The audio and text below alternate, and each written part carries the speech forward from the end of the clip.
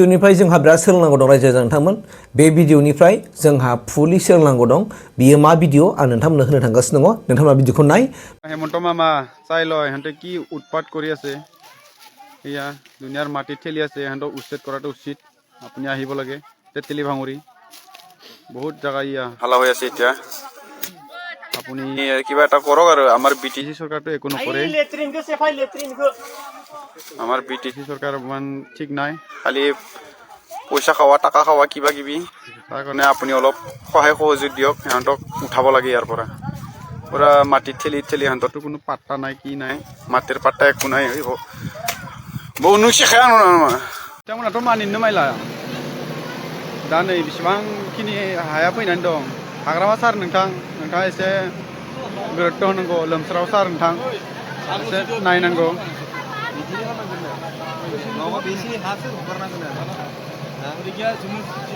खर' खर' हमना जि खाजायो खाम बिसोरथ' मानियानो हनै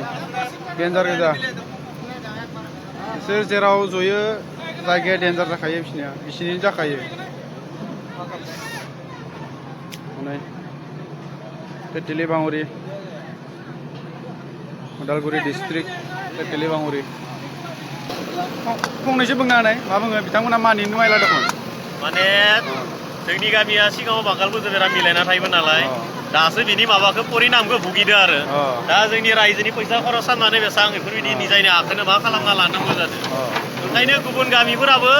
दानो माने साख्रि जानानै बेफोरबायदि चान्स होना आरो जायगाखौ बुंना हो तेतली भाङरि डिस्ट्रिक्ट उदालगुरि PS कलाइगाव बरिया नै बिथाङा चापा हामबाय दे हनै दानो थिग खालामना लायाबा जानाय नङा नै बिथांमोना नायगासिनो मानिनो नागिराखै बिथांमोना मानिनो नागिराखै ना बिसोरोथ' मानिनो नागिराखैनो गावबो जों एसे बाहाय मोजांखौ खालामनानै खामानिखौ मावनाय जादों दे माने बाराद्राय हगारलाबा बिसोर सान्स मोना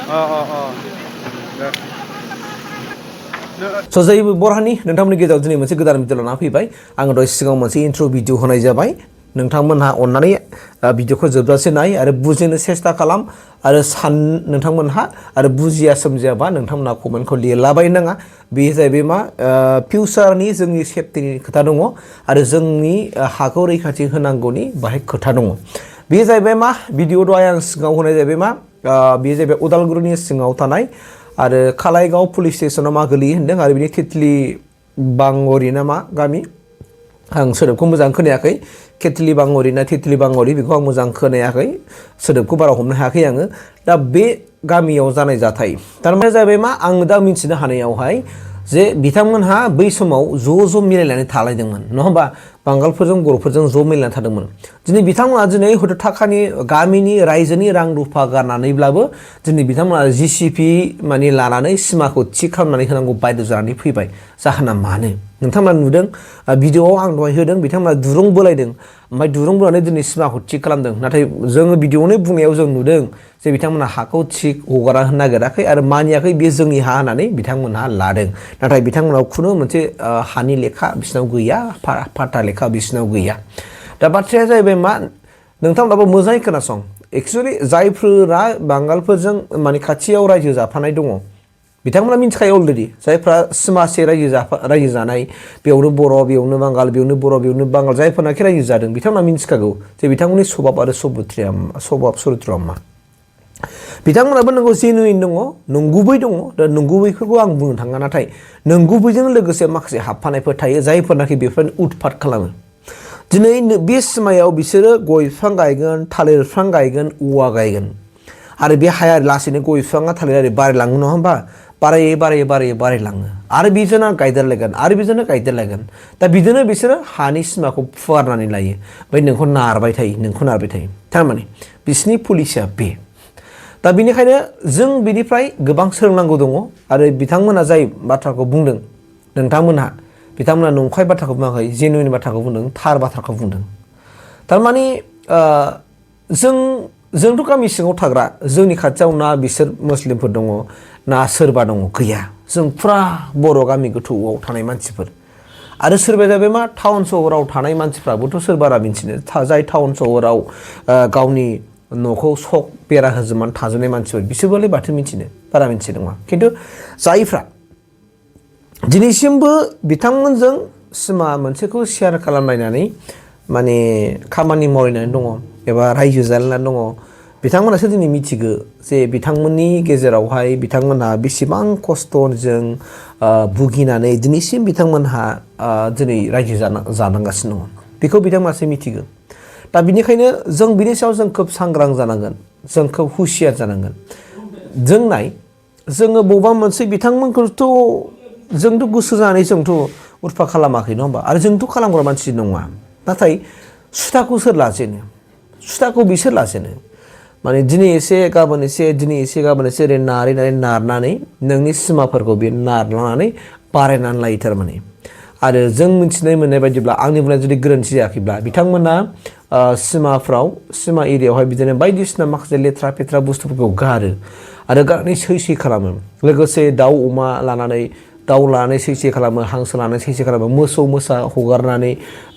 माइ जाहोनाय आबाद जाहोनाय नों जेबो बुंनो हाला बेबायदि थासारिया गोदान नङा रायजो राजा नोंथांमोन बे थासारिया गोदान नङा आरो बेयो जाहैबाय मा जायफोर बिथांमोनजों खाथियाव रायजो जायो बिथांमोनासो मिथिगौ होनखादों दा बेनिखायनो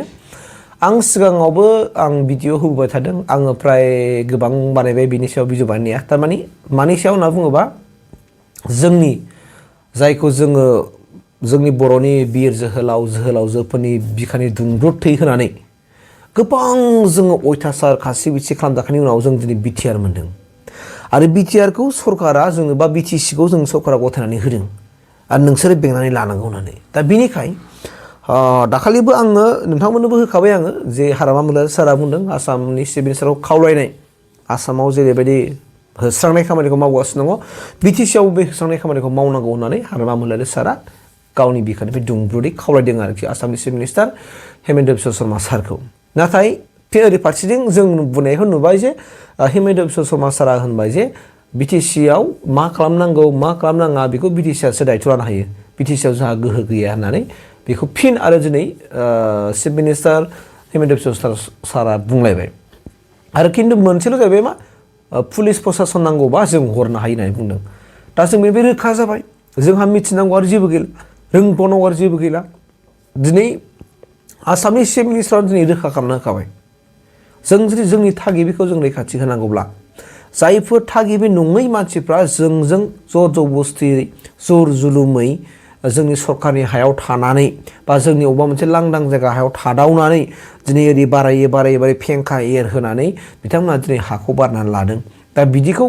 बिथांमोना एमब्रायै एरस्रानानै थानानै आरो फिन जोंखौसो अयथासार खालामदों थागिबि भुमिपुत्र सुबुंफोरखौसो बिथांमोनहा अयथासार खालामदों अब्ला सिन्था खालामना नायदों जादोंमोन अब्ला जों बिसोरखौ गावसिनि जायगायाव बिथांमोना जे जायगानिफ्राय फैदों बाहाय थिनहरफिननांगौनि गोनांथि दंना गैया गोनांथि दङ आरो बेबो आयेननि आवथायाव थानानै जोङो बिसोरखौ थिनहरफिननांगोन जे नोंसोर बबेनिफ्राय फैया बेयाव थांनांगौ बाहाय खुनु जोङो बेवहाय नोंसोर थानो मोना जों बे प्रसेसखौ जों लानांगोन आरो बेखौ जोंनि बिटिसिनि जाय लेन्ड एन्ड रेभिनिउ माने बिफाननि इएम बे सारखौ आंनि गोरबोनिफ्राय खावलायदों सारमोन अननानै फिउचारखौ साननानै नोंथांनि फिसौफोरनि फिउचारखौ साननानै बा जोंनि बर' रायजो राजाफोरनि फिसौफोरनि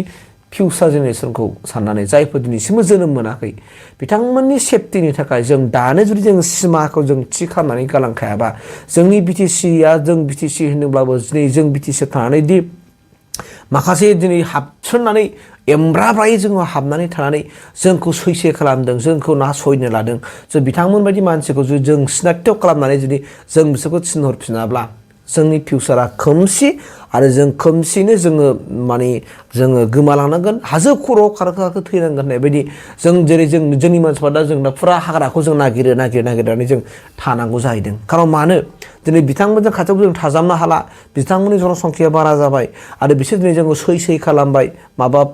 मैला मैथा गादेर हरनायजों बिफां लाइफां गायदेरनायजों मोसौ मोसा हगारनानै होनायजों माइ आबाद जानानै जोंखौ सैसे खालामनाय आरो सिखाव बायदिसिना जानायनि थाखाय जोंखौ सैसे खालामनानै जोंखौ बै जायगानिफ्राय जों खारबोनांबाय ना जों हाखौ फाननो हादों ना जों बिसोरनि आखायाव फैसा थाखा लाना फैनो हादों गैया दा बेबायदि थासारिया जोंनि बर'फोरनि गेजेराव गोबां जाबाय बुहुद जायगायाव जाबाय दा बिनिखाय सरकारा गासैबो खामानिखौ मावनो हायोखाय स्टेट गभर्नमेन्टआ जेरैबायदि दा मावदों हेमन्त बिश्व शर्मा सारा दा जोंनाबो जोंनि माने दैदेनगिरिफ्रा आरो जोंनि सरकारा बेखौ स्ट्रं मोनसे इनिशिएटिभ लानानै मावनांगोन आरो इयुनाव आरो खुनु बेफोरबायदि मानसि जेन' हाबनानै थाफैनो हायै बायदि जोङो जुदि प्रसेसखौ जों दानो जुदि जोङो गोरा नेमखान्थि जुदि जों खानानै होआब्ला जोंनि फिउचारा साननो गोनां सारमोन आं बाहाय रावखौबो दुस होननानै बुङाखै आं जास्ट आं गोजांस्रिउ मोनो थारमाने फिउचारनि बाथ्रा सानोब्लानो मानोना दिनै नों नाय दिनै जोंनि बिटिसिल' नङा बिटिसिनि अनगायै नों जोंनि मोनफ्रोमबो स्टेटआवनो बे थासारिया सोलिगासिनो दं दा अल अभार इन्डियायावनो दिनै स्नातक खालामनो माने नोजोर लानाय मालाबा सोरबा मिडियाफ्राव थांनानै सोंहैनाय बेफोरबायदि माखासे थासारिफ्रा सोलिगासिनो दङ दा बिनिखाय जोंबो ओरैनो जों जिरायना थाबा जानाय नङा दा जोंथ' साधारन मानसिफ्रा माने खालामोब्ला बेयो जाथिगत मोनसे थांनो नागिरो हारियारि दाङाबाजि जानो नागिरो दा बिनिखाय सरकारा जुदि बेहाय माने स्ट्रं मोनसे इनिशिएटिभ लानानै जुदि पुलिस प्रसासनखौ लानानै आयेननि थ्रुयै जों बिसोरखौ जुदि होस्रांनायनि खामानिखौ लायोबा बा बिथांमोनखौ गावसिनि जायगायाव थिनहरनाय खामानिखौ लायोबा बिराद मोजां जागोन होननानै आं सानो आरोखि अब्ला जोंनि फिउचाराव जायफोर दिनैसिमबो जोनोम मोनाखै बिथांमोननि थाखाय जों सेफटि खालामनानै गालांनो हागोन जे जोंनि सिमाखौ जोंनि हाखौ बा जोंनि बिटिसिखौ दा बेनिखायनो जों बै गामिनिफ्राय उदालगुरि जिल्लानि सिङाव थानाय जेनाखि तेतलि बांगरि नामा आं गामिखौ मोजां एगजाम मोजां खोनायाखै बिथांमोननि बुंनायखौ आं मोजां हमनो हायाखै दा बै गामिनिफ्राय नायदोंबा नोंथांमोनहा कमेन्टनि गेजेरजों फोरमायहरनो हागोन आरो फेसबुकाव नायदोंबा फेसबुकाव आंनि माने कन्टेक्ट नाम्बार दंखायो नोंथांमोनहा कन्टेक्ट नाम्बाराव अननानै बे गामिनि सोरबा दङबा आंनो मोजाङै डिटेलि फोरमायहर जाथायफ्रा बोरै जादों अननानै आरो बे जायगाया ट्राइबेल बेल्ट ब्लकआव गोलैयो ना बिजिआर हायाव गोलैयो बेखौ नोंथांमोनहा आंनो फोरमायहर मानोना आं जुदि नोंथांमोननि जायगाखौबो आं नायनानै हरनो हागोन कि बे जायगाया ट्राइबेल बेल्ट ब्लक नंगौना नङा बा बेयो फरेस्टआव गोलैयोना बाहा गोलैयो बे बाथ्राखौबो आं जुदि नोंथांमोनहा हायोबा आंबो फोरमायहरनो हागोन आरोखि ओंखायनो नोंथांमोना जुदि फेसबुकाव नायदोंबा फेसबुकाव आंनि प्रफाइलाव क्लिक खालामबानो आंनि डिटेल्सआव एबाउटआवहाय आंनि कन्टेक्ट नाम्बार दङ बेहाय नोंथांमोना क्लिक खालामनानै फोरमायहरनो हागोन आं लुबैयो बेनिखायनो आङो दुंब्रुद आंनि गोसो गोरबोनिफ्राय आं गाज्रि मोननानै नङा सोरखौबा आङो सोंखानानै नङा आं गोसो गोरबोनिजों आं एसे बर' फिसा हिसाबै आङो जोंनि बिटिसिखौ रैखाथि होनांगौनि खाथिराव हा हु जों सिमाखौ जों रैखाथि होनांगौनि खाथिराव आं खावलायगोन जोंनि दैदेनगिरिफ्रा जायफोरना सरकाराव थाबाय नोंथांमोनहा थांनाय गोलाव समफ्रावबो सरकारनि मानसिफ्राथ' मावबोखायाखिसै नालाय ओंखायनो एइबार नोजोर होनानै खामानिखौ मावलायदो सारमोन बे आंनिफ्राय आपिल खालामनाय जुदि नोंथांमोना जुदि आंनि बुंनायखौ गाज्रि मोनो ना दुखु मोनोमोन खिन्थु आं जे बाथ्राखौ बुंदों बे जेनुइन आरो बे बाथ्राया 100% नोंथांमोनहा जुदि बे खामानिखौ दिनैनो दानो जुदि मावाबा जेब्लासांखि जनसंख्या बिसोरना बारायगोन अब्ला जों दांनो हानाय नङा ओंखायनो दानो जोङो सम थानायावनो खामानिखौ जों मावना लानांगोन बिथांमोनखौ गावसिनि जायगायाव थिनहरफिननायनि बे खामानिखौ जों मावनांगोन सारमोन बेखायनो सरकारि धोरोम एबा जायफोर दा सरकाराव थाबाय आसामनि चिफ मिनिस्टारा जेरैबायदि बुंदों जोङो रोखा जाखाबाय ओंखायनो बिटिसि गभर्नमेन्टआ बेनि सायाव जेन' मावो बेखौ आंनिफ्राय दुंब्रुद खावलायनाय थाबाय सरकारनिसिम थेंक इउ